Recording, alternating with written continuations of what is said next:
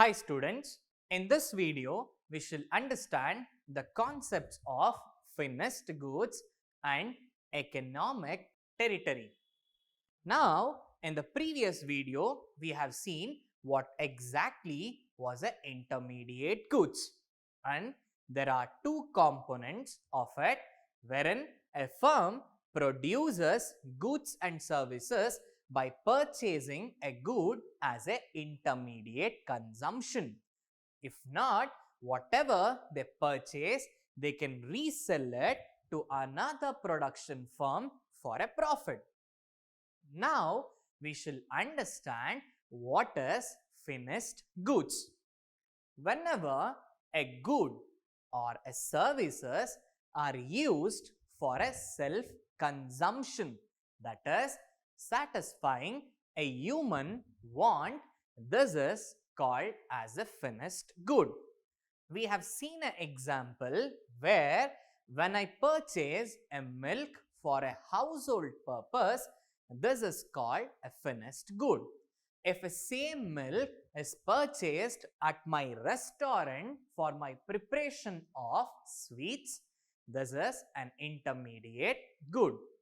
In every good or a services, depending upon usage, we classify them as an intermediate good or a finished good. Whenever we purchase a vehicle, we said if I use it for my individual purpose, it is a finished good. The same vehicle for my restaurant purpose, in order to shift my sweets from my restaurant to a customer place, it is an intermediate good. It is very simple whenever we are using to satisfy a human need. This is a finished good. If the same good is further utilized to produce a converted finished commodity for a customers, they are considered as an intermediate good. Now, let us see the next important topic, that is a stock concept and a flow concept. We have heard this stock concepts and flow concepts right from our 11th standard. I know that you people are smiling because we don't remember, sir. That is your answer. But still, kindly get to know the concept. Let me take an example. When do we prepare a balance sheet? On 31st March so and so year. That is on the last day of a financial year. This is a stock concept wherein if we can measure the value of a good or a services on a particular day, this is called as a stock concept. If we can measure a value of a good on a particular moment or on any time during a period, this is called flow concept. The best example will be demand, supply, production, cost and market. In many cases, we can measure them whenever we need it. These are called flow concept. If we can measure on a particular date, this is called stock concept. Another best example will be in my cell phone, I am taking a picture. This is a stock concept. On the particular picture, it is completely still. I can see the elements only in this picture. If I record a video, that is a motion of actions, I can say it as a flow concept. Remember, this will be a shortcut to remember what is stock concept and a flow concept. If we click a photograph, it is a stock concept. If we record a video, this is a flow concept. This was a chota topic which will play a major role in our exam. They have asked this question quite a few times. So remember the topic. Now we shall go to our next concept, which is really interesting and important from an examination point of view. It is nothing but economic territory. We all have played the game by constructing our own home with a pillow and saying to our siblings, "This is my home. I constructed it. It is my boundary. You should not come here. You create on your own and I will not come there." We have played this game. And we also say, "This space belongs to me. If you want to come inside, you should take my permission." Yes. Likewise, in a real world, we also have a boundaries between a nations. This is called economic territories. Remember the meaning of an economic territory. This will fetch you the marks. United Nations System of National Accounts, also known as SNA, has defined economic territory as a political frontier where people, capital, and goods can move freely. Remember, System of National Accounts has defined an economic territory as a political frontier where people, goods, capital circulates freely. There are few elements which are included in an economic territory and few elements are not included in an economic territory. Now, let us see those components included or excluded. Point number 1 is a political frontier, which is also commonly known as map of a country, wherein we have a boundaries of a particular country, wherein we say this is our nation, this land belongs to us, and not only just a land space, even the air space of a land and a sea bed.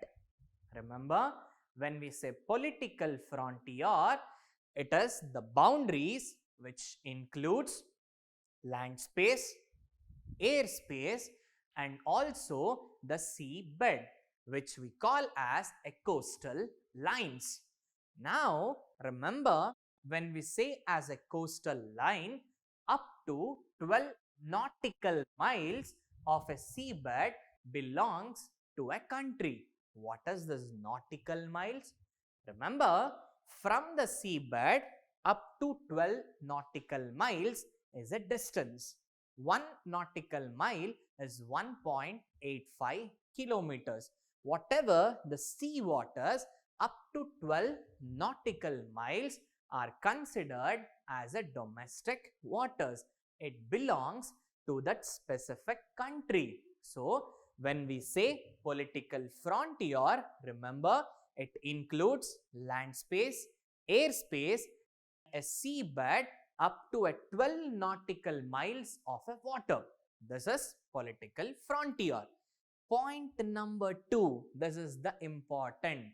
All those movable assets. When I say movable assets, this can also be an aeroplane, this can also be ship or a fish catching vessels. These are movable assets, wherein the space inside a movable asset is a domestic territory of a nation. How? Let us take one example. Indian Airlines, say Air India. An aeroplane is passing in middle of a Mediterranean Sea. Now, the airspace is not of an Indian domestic territory, but the space inside an aeroplane, that is a domestic territory of India. If a ship is passing through a Mediterranean Sea, the space inside the ship is a domestic territory of India. If a fish catching vessel has crossed 12 nautical miles in order to catch a fish, that fish in ship, that is a vessel, is a domestic territory of India. This is how we say even our movable assets are included as domestic territories. Point number 1, political boundaries, that is political frontiers. Point number 2, movable assets. Now, point number 3, immovable assets, like any oil rigs or a ports which is located in an international waters. Now, first understand what is international waters. I said from a coastal line, from a seabed up to 12 nautical miles is a domestic water. Now, from 12 nautical miles to beyond, we still have a specific zones. Beyond a specific zone, let me say after 24 nautical miles, for an example, it is considered as international waters or high seas, which doesn't belongs to any country or a nation. If an oil rig is placed in middle of an international waters, that oil rig is a domestic territory of India. If a port is constructed in international waters, that port area is a domestic territory of India. Remember, political frontier, movable assets, and even immovable assets which are placed in an international waters are domestic territory of a nation. Now comes the twister in questions, that is point number 4. Kindly listen to this very carefully, because this is where my students will commonly do mistakes.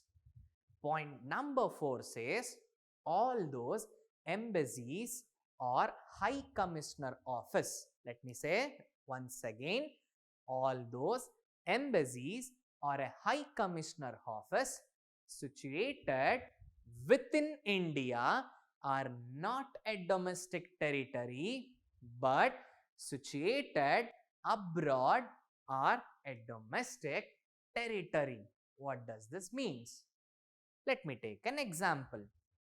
If inside India we have an embassy office of US, assuming in Bangalore we have a High Commissioner office of a United States, it means within India, whatever the High Commissioner office of other nations are located, they are not a domestic territory of India. Likewise, if an Indian embassy is located in US, the embassy place in US is a domestic territory of India. Getting confused? Listen to this carefully. Inside India, if any embassy or a high commissioner office of other nations are located, they are not domestic territory of India. That land space belongs as a domestic territory of an embassy's nation. If the same embassy is located elsewhere of an Indian, which is a domestic territory of India. These are the 4 important points to be considered while understanding an economic territory of a nation. Which are they? Point number 1, political frontier. Point number 2, all those movable assets. Point number 3, all those immovable assets. Point number 4, this is important, all those high commissioner office or embassies located inside India is not a domestic territory. But if an Indian embassy or a high commissioner office is located abroad. They are a domestic territory of India. Now, we shall proceed ahead to our next topic, which is also equally important like our economic territory, that is resident. Remember, there is a beautiful terms given in a different textbooks as well as in the different levels of learning for a resident. Now, if I ask you people, who is a resident of a nation? As a normal answer, so the person who lives in a country is called as a resident. There is no much complicated in it. Then what's the problem?